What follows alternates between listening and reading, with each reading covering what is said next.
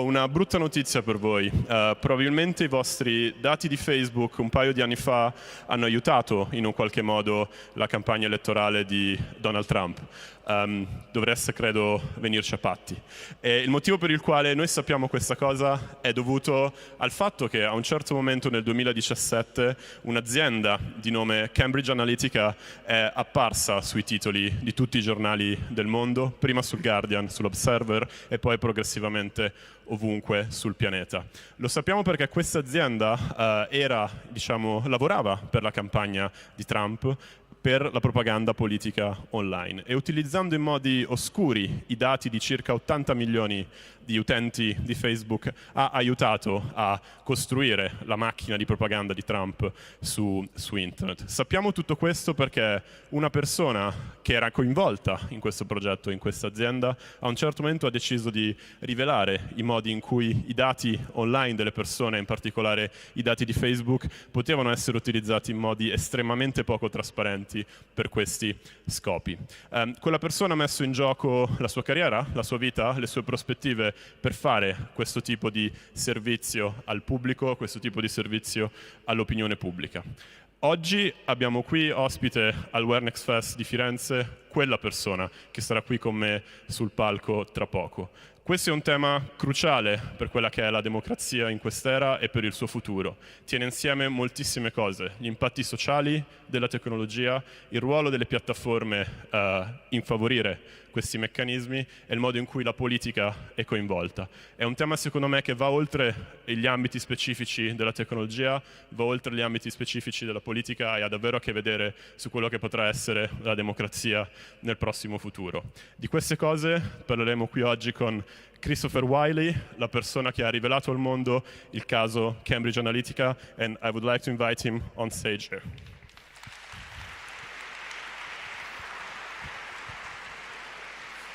Welcome.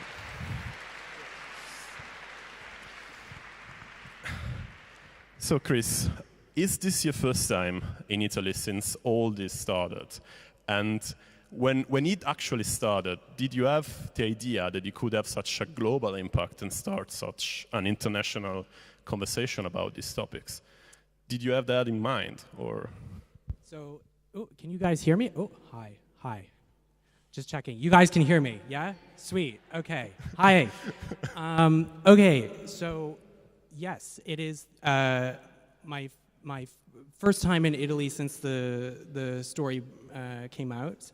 And for me, I think it's really important to be here in Italy because, you know, it is a target and hotbed of foreign hostile interference and disinformation.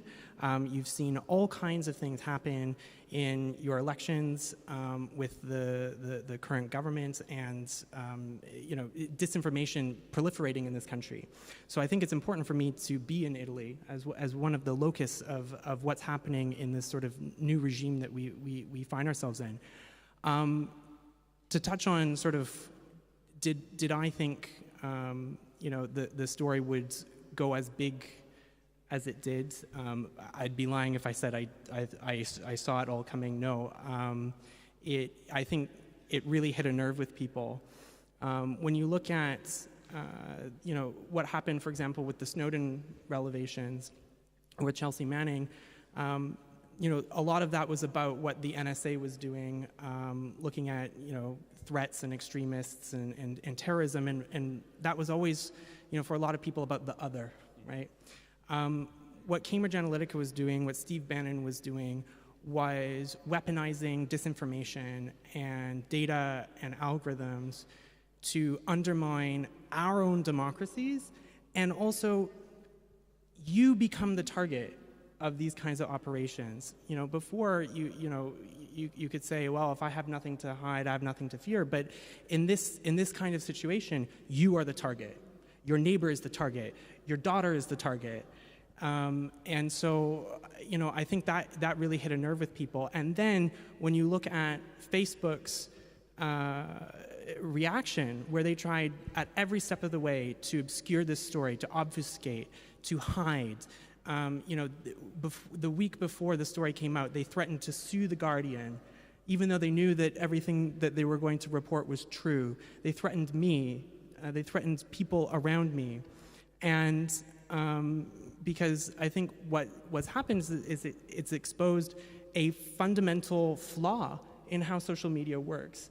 And so I think that really hit a nerve with people. And I just have to say, because this is one of the first events that I've done where my brilliant lawyer, Tamsin Allen, is actually in the audience. And I want to have a shout out to her because because of her, I have been able to tell this story. Whistleblowers need protection, they need help, they need defense. We often forget that there are a lot of people behind people, and Tamsin is the captain of the ship. And she has come today, and I think she deserves a really big round of applause. Festival.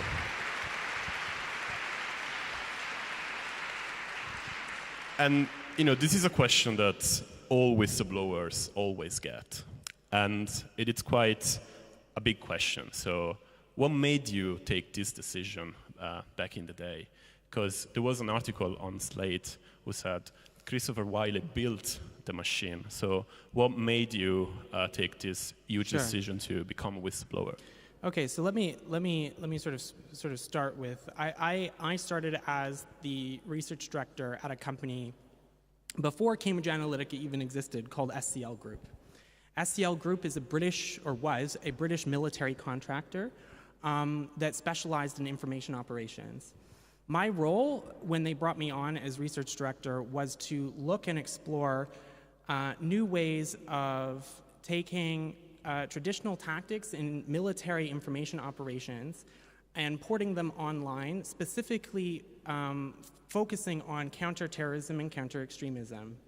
When you look at the sort of trends in the threats that we, particularly in the West, are experiencing with terrorism, a lot of that starts online. People get radicalized online. They get recruited online. Networks organize online. And so a lot of the original research that became the basis of what later became Cambridge Analytica was originated in DARPA, which is the U.S. military's research agency, with the focus of defending modern Western democracies. And for me, that was an appropriate application of profiling and targeting because, from the military's perspective, you have to understand that often these are combat situations. If you're looking at Syria or parts of North Africa, the choices often are, do you send in a drone and blow up this network of terrorists? Or do you confuse, do you confound, do you frustrate, do you make them fight amongst each other so that they're too busy fighting each other than to recruit new people? And that application is very different than an application in a functioning Western democracy, right? That is a combat application of information operations. And that caught the eye of Steve Bannon, who was recently in Italy, because he was looking for new kinds of tools to fight a culture war. And he uses that term really pointedly, a war in culture. And you fight a war in culture using information, using symbols, using ideas. And it appealed to him to go out and contract a military contractor to use the same kinds of tools and technologies that the military was researching for his own ends. But it's really important for people to understand that in a military context, which is what SCL was before it became Cambridge Analytica, the agency, the autonomy, the freedom of your target is not a consideration because they are an extremist, a terrorist in Syria or in North Africa. It is fair game to confuse. It is fair game to manipulate or coerce. In a democracy, in order for it to function, your agency, your autonomy, your ability to understand and distinguish between what is real and what is false is absolutely pivotal to you making a free and informed choice when you go to the ballot box. And anything that interferes with that is disrupting the very foundation of our democratic institutions. So this is what is so problematic about Cambridge Analytica. And when we were acquired by Robert Mercer, who is the alt-right billionaire that Steve Bannon got to put in $20 million to acquire the company that I was at. A lot of the research that we were doing then got repurposed for elections in the United States, and then later in Britain for Brexit. And you know, it was only a couple months after the acquisition that I had enough, and I said, no, I can't keep doing this because this is inherently wrong. And you start by working on something to defend the society that ends up being used to attack that same society, and it was quite warped. But just to answer your point, it's because when you are researching something with one purpose in mind, sometimes you don't realize that the same thing can be repurposed for quite an insidious application.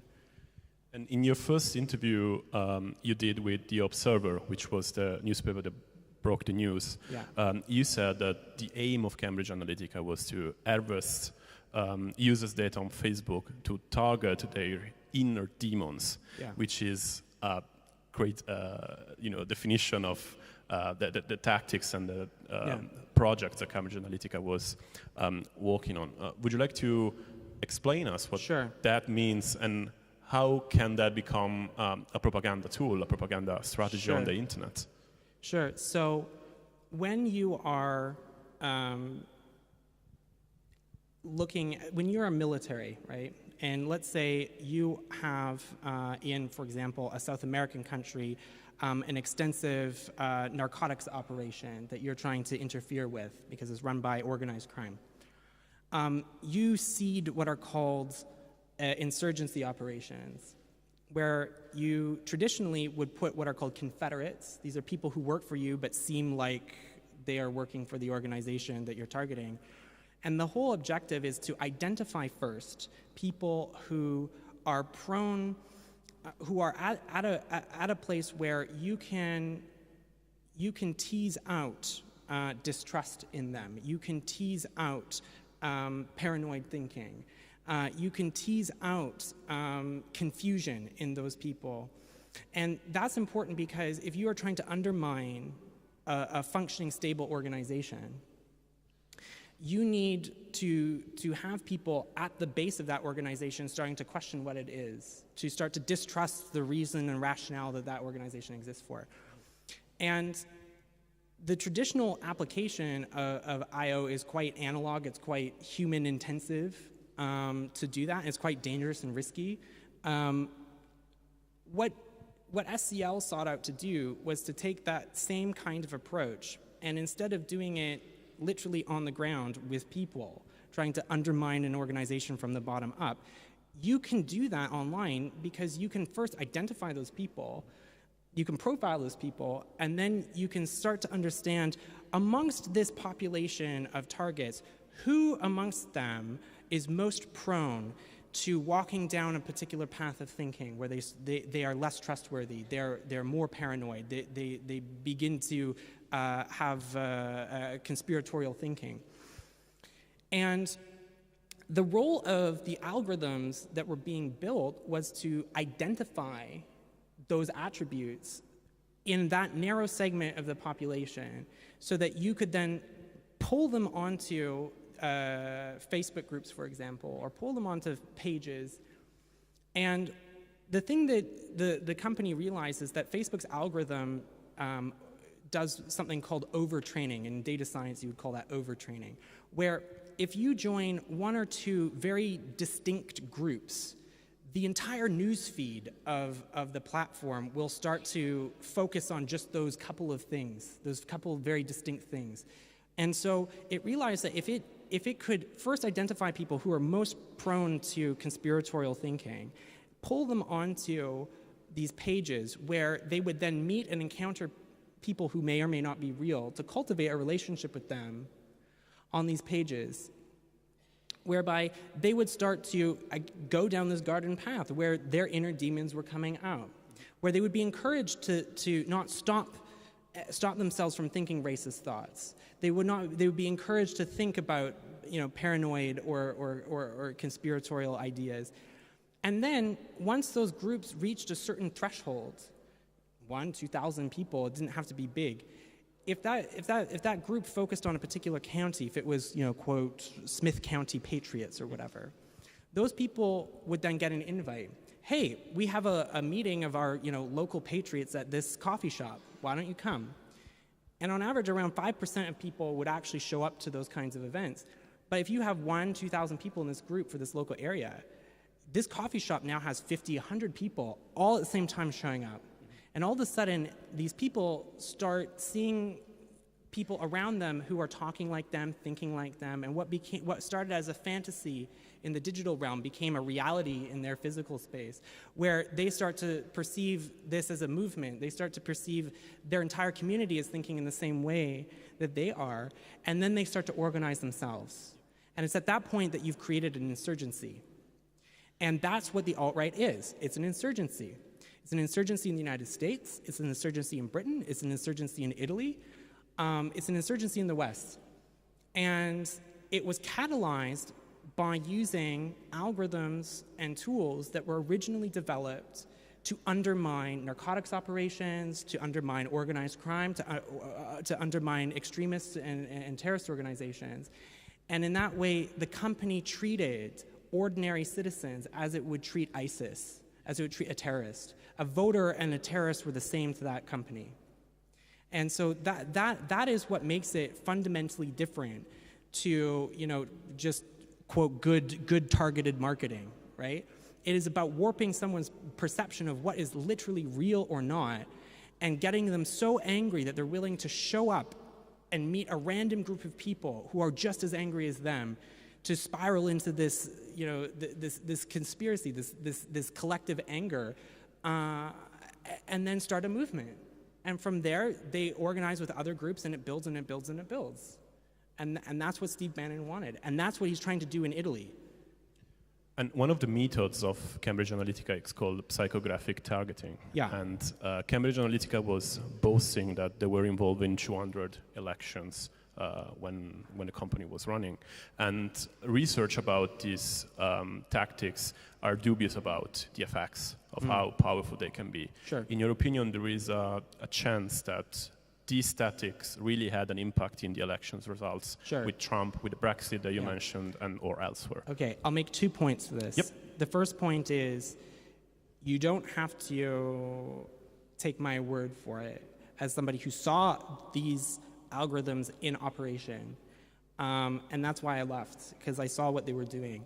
But there is peer-reviewed literature in academic journals, very credible academic journals. You have to remember, DARPA, the US military's research agency, funded research into this based out of the University of Cambridge, right? Which is not a random university. It's one of the top universities in psychology in the world, right? So you had research coming out of Stanford, you had research coming out of Cambridge, out of Oxford, top universities going into peer-reviewed literature. And what peer review means is that other scientists look at the data, look at your results, and validate it and verify it before it even gets published. So the premise of everything that we were doing started with this peer-reviewed literature.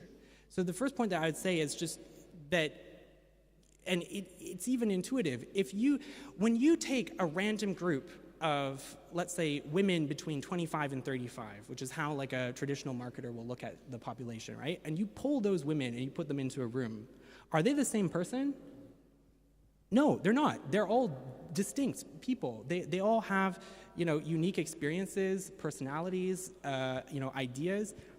In feminist literature, they would call that intersectionality. That identity is multifaceted, and that's one of the things that Steve Bannon very much understood, that people existed not as these sort of homogenous demographic groups, but as people with experiences. And if you could find the right personality trait or the right experience or the right thing to pick at, you could win over almost anybody.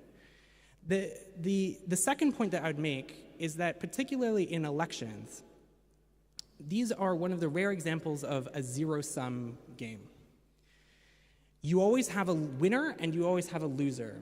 And in an election or a referendum, if you get one more vote than the other party, you win 100%. You don't win 51% of the election. You win 100% of the election. And so the point that I'd make is that even if, it was only 1% difference, right? If it was only 1% better than what the other parties were doing, if that 1% means that you get the 51% in Brexit, or if that 1% means that you now have elected Donald Trump, well, then it damn well has an impact. And now it's a few months since all the case started. And if you had to summarize what the Cambridge Analytica case was about, how would you answer to this question? I mean, was it really only about politics and propaganda? Or was it like a symptom of everything that it's not working currently with the data economics on how money are made on the internet? Is it more a systemic problem that in your case was applied to politics, but I feel you like can see it elsewhere too, probably. What happened with Cambridge Analytica was inevitable because just yesterday, Facebook announced that another 50 million users' data was breached. Yeah. These are not safe systems. And it's really important, I think, for people to understand this is actually about safety, your understanding of what is real, or perhaps even more importantly, your neighbor's understanding of what is real or not affects you. It affects your choices. It affects your perception of the world and your ability to engage with it as it is, right? And creating collective delusions in our society is not a healthy way for our societies and humanity to progress. And it becomes a real safety issue, particularly when you elect alt-right extreme governments that then start to undermine minority rights and undermine our freedoms. And then that's when shit gets real. And you already mentioned this about Facebook, the data breach that happened the other day. 50 million users were affected, so please change your Facebook password right after you walk out from this room. And so Facebook was basically... Your password's not going to do it. It's not, I'm sorry, it's not your password that's the problem. It's the actual layout and platform itself and the way it presents the way Facebook presents data, the way it makes it accessible to applications, all of the leaky holes in the entire system. You can change your password all you want. It's not going to make a difference. And Facebook was really impacted by the Cambridge Analytica revelation. Yeah. Mark Zuckerberg was, invited to show up in the US, in Europe. What was your thinking when this was going on? How do you think that Facebook responded to this, to all this? And was there probably a lack of scrutiny on how Facebook was working until you blew in the whistle? Well, yeah, because first of all, bullshit. I call bullshit. I mean, you watch those Senate hearings, and by the way, right, people should pay attention to what's happening in Britain with the parliamentary inquiry, because you've got Damien Collins, who's the chairman of the British parliamentary inquiry into fake news, who's actually bothered to do research on how all these systems work, and his committee is the only one that Facebook refuses to send Mark Zuckerberg to, because it's the only one that will actually ask him tough, uncomfortable questions that, frankly, he won't be able to answer. The other questions were like, yeah, I mean, this is the problem. Like, we walked into a nightmare without realizing it, because there's always been this sort of mantra that technology evolves too quickly for the law to keep up with. And I'm sorry to keep using this word, but that's bullshit, right? When you go to your doctor, do you feel safe? When you get on a plane, do you feel safe? When you plug your computer into the wall, do you feel safe? These are all technologies. When we regulate things that are incredibly complicated, cancer medicine, nuclear power, airplanes, like giant metal tubes hurtling through the air. We regulate all of this. We regulate it in the name of consumer safety, and it is possible to do. It's because, legislatures, us as a society say, you know what, we need a body of competent people who've worked in this industry, who understand how nuclear power works or how cancer medicine works, to tell us whether or not this particular new innovation is safe or not. And so, you know, the problem is that you have a lot of legislators who go to hearings like that and go, oh, this sounds really confusing. Maybe I shouldn't bother regulating it. You would never go and take cancer researchers and then have legislators asking them about which chromosome are they targeting with this particular drug, right? No, we leave that to a medicines agency. Right? So, like, literally, our mindset is incorrect. It's not analogous to how we regulate every other important facet of our lives: our food, our medicine, airplanes, cars, electricity. Right? And when you walk into a building, you are not allowed to walk into a building that does not have a fire exit. You are not allowed to walk into a building that has faulty wiring, where the electricity is unsafe. And it doesn't matter if they put terms and conditions on the door that you walk through and accept. You're not allowed to do that because it's unsafe. And so this idea that we should somehow devolve responsibility onto the user, right? Ironically called the user, the person who is being used by this company, used by this network of companies, that we should place the responsibility of safety on them, not the companies that are profiting off of them, is absurd. We would never tolerate that in any other industry. So why is it that we tolerate it in an industry that affects the very foundation of our society, our democracy? And this is probably, yeah. And we need other democratic tools that we have to do what you just said, and that's why you went to journalists to start all this. And you know, journalism in a democracy is there to be the watchdog of power. So, in my view, these technological platforms like Facebook, Google, and all the others are the places where the power now is. Yeah. So we probably need more whistleblowers like you and more journalists who are willing to go and try to dig there and shed light on what is going on. So how to do that? Is that something that we really need so bad, in your opinion? I mean, I think, first of all, the journalists are so important, right? I mean, you know, we forget, like, these are the people who spend their lives digging to find out things that people don't want you to know about and then reveal that to the public. And so they're a really important part of our democracy. And when you think about the sort of traditional notion of democracy, right? You've got this idea of the town square. You've got a candidate standing in the town square. You have people like this assembled listening to that person. And if that candidate lies, it's in public, and journalists can call out the bullshit that they're saying and say, no, you're a liar, and expose them as the liar that they are. But what these platforms allow candidates or companies or hostile foreign actors to do is transform this candidate from a person on the stage to like a specter who goes and whispers into every single person's ear and whispers into every single person's ear something that may or may not be the same, with the benefit of having listened to all of their conversations for months on end, who knows exactly what it is that they need to say in order to win over this person's heart and their mind. Right? And does it invisibly, where the people in the town square don't even realize that they're being targeted. And so the really important thing there is that it is impossible to see that. Facebook calls itself a community, but the essential part of a community is a public forum. There is no public forum on Facebook. You can't see what's happening in Facebook. And the reason I make that point is that it undermines journalists' ability or civil society's ability to scrutinize these platforms. And it's really important because these platforms are now affecting fundamental decisions that our society is making. To your question about whistleblowing, I am in a unique and privileged circumstance, and I can't say this enough. We lionize whistleblowers. We sort of create and curate this idea of the heroic whistleblower who just with one, determined mind stands up against this almighty power and then succeeds. And that literally almost never happens.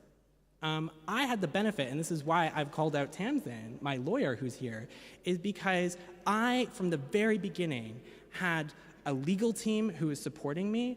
I had journalists who gave me the space in order to set up an appropriate strategy, an appropriate defense, to work with the legal authorities and the investigation. And it was because of all of that support.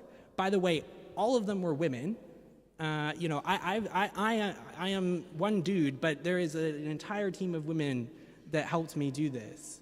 And it's because they're understanding enough to be patient and to have the empathy for that person, to allow them to protect themselves before everything comes out. But most of the time, whistleblowers get the shit end of the stick. The journalist gets this amazing story.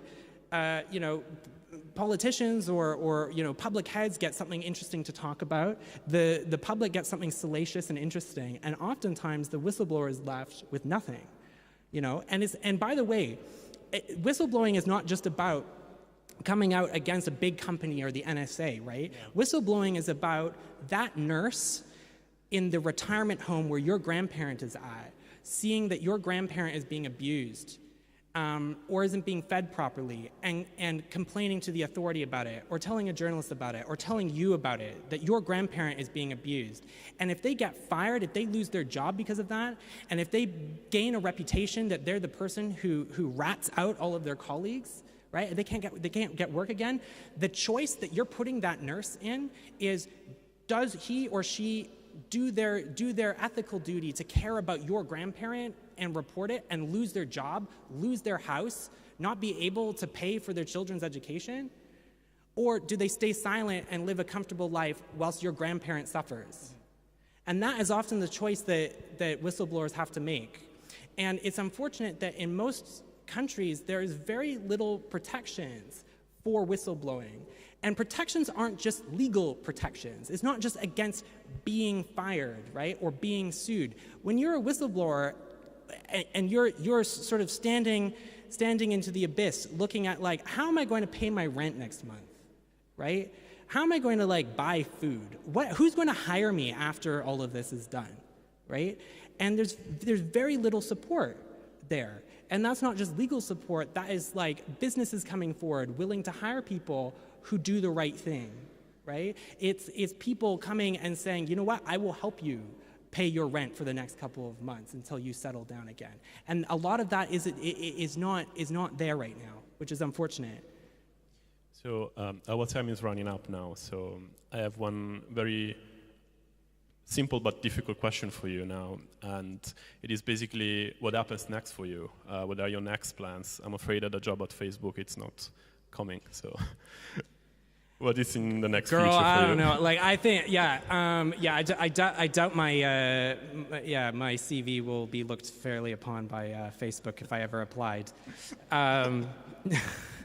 Although it's a shame because if Facebook actually cared about improving its product, it would hire whistleblowers to help flesh out and criticize its platform to make it better. I think that I need to take some time to understand. This has been so it's big. Like, even for me, just like it's just nonstop. So I don't even know what I'm going to be doing. I don't even know what to call myself. I don't even know what's happening half the time. I don't even know what country I'm in half the time. I'm in Italy. I know that. But yeah, we'll see. I don't know. Chris, it was great to have you here in Florence, WNF18. Thanks for this talk, and thank you for coming.